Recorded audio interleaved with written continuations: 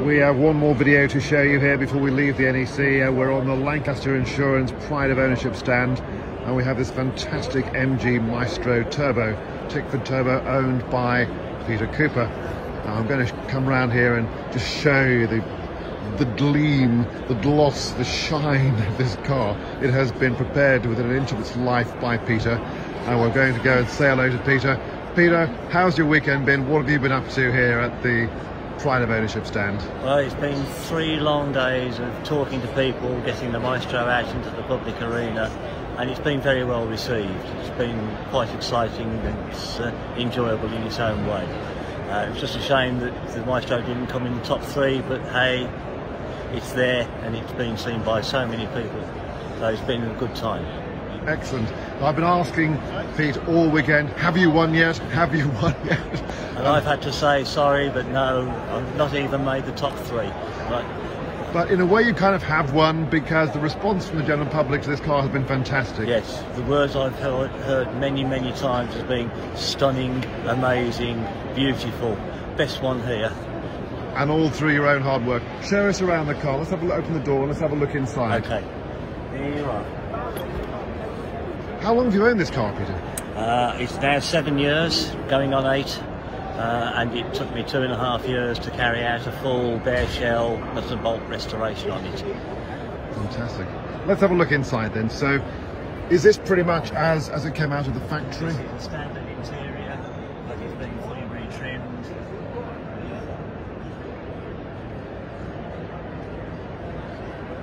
And we can see here how beautifully prepared it has been. And so this is the original upholstery, is it? Yes? No, sorry, this has been retrimmed, but it's very close, right? So it's the original specification, yes, but not the original actual upholstery, I get it. And if we move into the rear of the car, then there are a couple of minor updates which I've had included. Well, do tell us. Because you don't get leather seat backs with back pockets in the front seats. Okay. And nor on MGs do you get a centre armrest.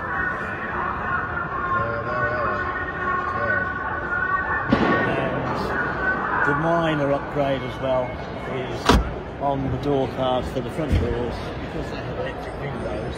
Yes. From the factory they would have had a blanking plug. But on mine it just doesn't exist at all. I see.